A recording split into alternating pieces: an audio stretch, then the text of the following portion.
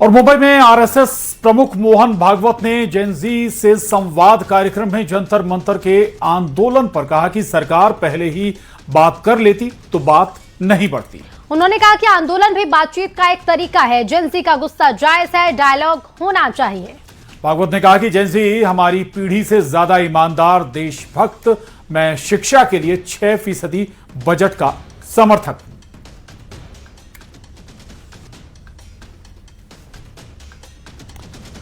मोहन भागवत ने जेनजी से अनुभव ऐसा है जेनजी के बारे में। हम लोग जेनजी की आयु में थे तो हमारी पीढ़ी का स्वभाव ऐसा था कि बड़े जो कहते थे वो मान लेते थे, हम क्वेश्चन नहीं करते थे। तो उस समय की परिस्थिति। अभी जेनजी वो जेन अल्फा वो प्रश्न पूछते हैं, उनको लॉजिकल आंसर चाहिए, करेक्ट, और इसके साथ प्यार चाहिए। प्यार है तो ये आंसर दे सकते हैं। आपका मेरा परिचय नहीं, आपस में कोई संबंध नहीं, और आपने प्रश्न पूछा तो मैं तुमको न तो पूछने वाले, ऐसा होगा। ये बच्चे जो भगवान का स्वरूप है, उनपे कई बार जो इनोसेंट है उनपे कई बार लाठीचार्ज होता है, पेलेट गन फायरिंग हुआ था। तो ये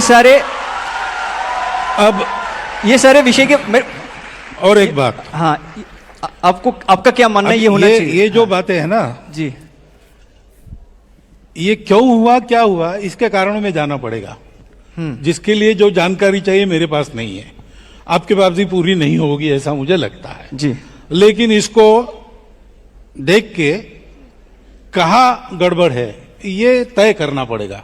मैं अभी ये नहीं कह सकता कि क्या हुआ, क्यों हुआ, क्योंकि सही गलत मुझे भी मालूम नहीं। आप भी पढ़कर बता रहे हैं, मैं भी पढ़कर बता रहा हूँ। आज सुबह मैं आ रहा था तो कुछ मॉड्यूल्स वगैरह इसमें घुस गए, उनका कुछ भंडाफोड़ वगैरह इसी न्यूज में पढ़ रहा था। नमस्कार, न्यूज़ 18 मध्य प्रदेश छत्तीसगढ़ देख रहे हैं आप, और वक्त है हमारे खास शो खबर असरदार का। नमस्कार, मैं हूं आपके साथ ऋतु सिंह, और आज खबर असरदार में सबसे पहले बात राहुल गांधी की। दरअसल प्रयागराज में 8 अगस्त को होने वाले राहुल गांधी के छात्रों की गूंज कार्यक्रम पर सस्पेंस बनता जा रहा है। दरअसल केपी कॉलेज के मैनेजमेंट ने एकेडमिक चिंताओं के चलते स्पोर्ट्स ग्राउंड के इस्तेमाल के लिए पहले दी गई मंजूरी वापस ले ली। राहुल गांधी ने सोशल मीडिया पर पोस्ट कर सरकार को घेरा है। राहुल गांधी ने लिखा है कि इलाहाबाद विश्वविद्यालय के छात्र फीस वृद्धि और सीट कटौती के खिलाफ अपने भविष्य की लड़ाई लड़ रहे हैं। जब मैंने छात्रों की बात को सुनने के लिए प्रयागराज जाने का फैसला किया, तब से प्रशासन मेरे कार्यक्रम को हर संभव तरीके से रोकने की कोशिश कर रहा है। यानी साफ है कि उन्हें छात्रों की गूंज से भी डर लग रहा है। वहीं कांग्रेस ने सरकार पर निशाना साधते हुए दावा किया कि कार्यक्रम जरूर होगा।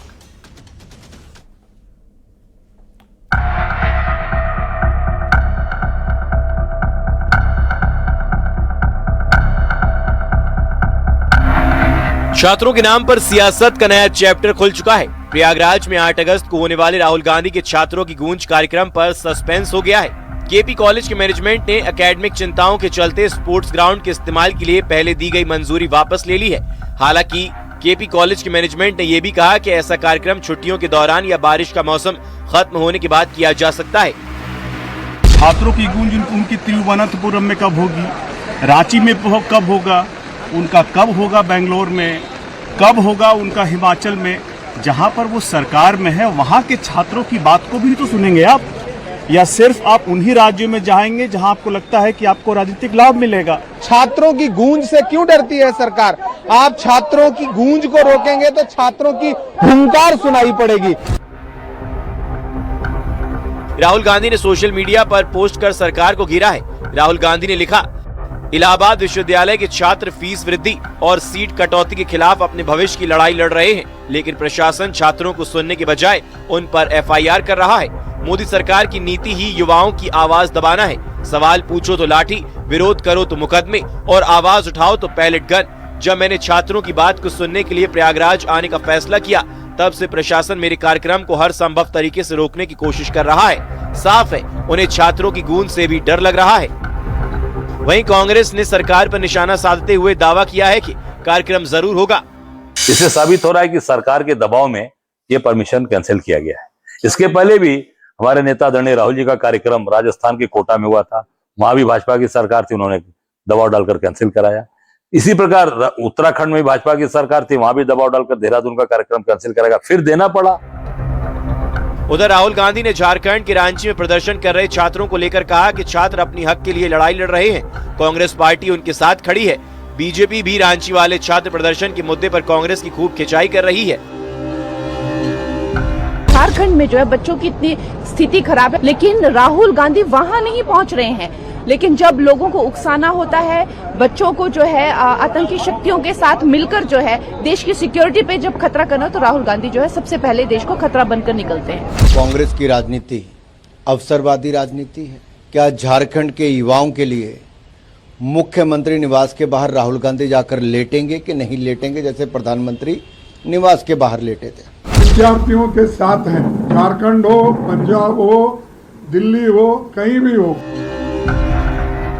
8 अगस्त को प्रयागराज में राहुल के कार्यक्रम को लेकर सियासी बयानबाजी तेज हो गई है, तो सवाल है कि क्या विपक्ष वाकई सियासी फायदे और नुकसान के हिसाब से छात्रों के मुद्दे उठा रहा है? Bureau report, news 18।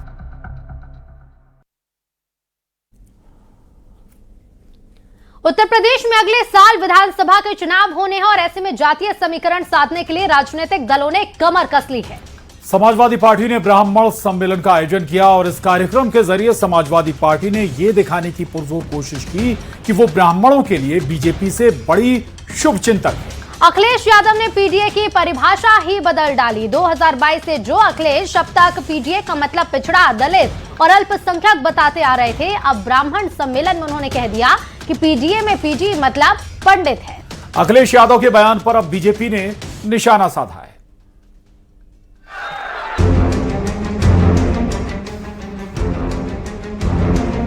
Uttar Pradesh में चुनाव का माहौल है और जातीय गणित को लेकर राजनीतिक दलों ने रणनीति बनाना शुरू कर दिया है। इसी क्रम में समाजवादी पार्टी ने ब्राह्मणों को रिझाने की कोशिश शुरू कर दी है। लखनऊ में समाजवादी पार्टी ने ब्राह्मण सम्मेलन का आयोजन किया। इस कार्यक्रम के जरिए समाजवादी पार्टी ने यह दिखाने की पुरजोर कोशिश की कि वो ब्राह्मणों के लिए बीजेपी से बड़ी शुभचिंतक है। ब्राह्मण सम्मेलन में जुटी भीड़ को देखकर अखिलेश यादव गदगद नजर आए। इस मौके पर अखिलेश यादव ने पीडीए की परिभाषा ही बदल डाली।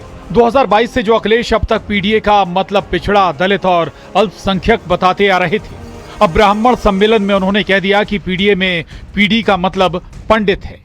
लोग पीडीए की बात करते हैं और पीडीए की नई नई परिभाषा बनाते हैं।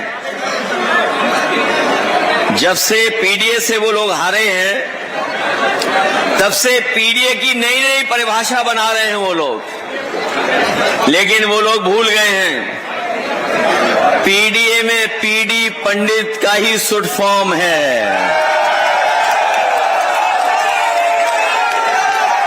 जो लोग पीडीए की परिभाषा समय समय पर दूसरी बनाते हैं, वो जान लें कि पीडीए में पीडी जो है वो पंडित का शॉर्ट फॉर्म है। और जितनी पीड़ा दोगे, पीड़ा बढ़ाओगे, उतना ही पीडी और मजबूत दिखाई देगा।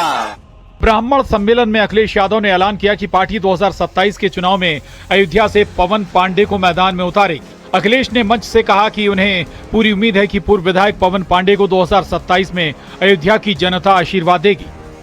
पवन पांडे जी जो अयोध्या से इस बार जीतने जा रहे हैं, पवन पांडे जी जो अयोध्या से इस बार जीतने जा रहे हैं, पवन पांडे जी जो अयोध्या से इस बार जीतने जा रहे हैं। अखिलेश के ब्राह्मण वाले बयान पर यूपी में सियासत शुरू हो गई है। यूपी के डिप्टी सीएम ब्रजेश पाठक ने कहा कि अखिलेश यादव पहले अपनी और अपनी पार्टी की चिंता करें। उन्होंने आरोप लगाया कि समाजवादी पार्टी अब लोकतांत्रिक मूल्यों से भटक चुकी है और सिर्फ व्यक्तिवादी राजनीति कर रही है। अखिलेश यादव जी अपनी पार्टी का और अपने हाल की चिंता करें। समाजवादी पार्टी अराजकता, गैर लोकतांत्रिक और पूज्य जनेश्वर मिश्र जी के सिद्धांतों से भटक चुकी है। पूज्य जनेश्वर मिश्र जी ने कहा था कि जब सदन चल रहा हो तब लोकतांत्रिक प्रक्रिया के तहत जनता की आवाज़ को सदन में उठाना चाहिए। समाजवादी पार्टी पूरी तरह से पूज्य लोहिया जी और पूज्य जनेश्वर मिश्र जी के सिद्धांतों से भटक चुकी है। वो केवल व्यक्तिवादी पॉलिटिक्स कर रही है और खासकर अराजकता, गुंडई और पूरी तरह से प्रदेश को दंगों में झोंकने वालों को समर्थन करने वाली पार्टी बन चुकी है। फिलहाल यूपी में समाजवादी पार्टी के ब्राह्मण सम्मेलन को लेकर सियासत हाई है। जातीय समीकरण साधने के लिए राजनीतिक दलों की जोर आजमाइश शुरू हो गई है। Bureau report, news 18।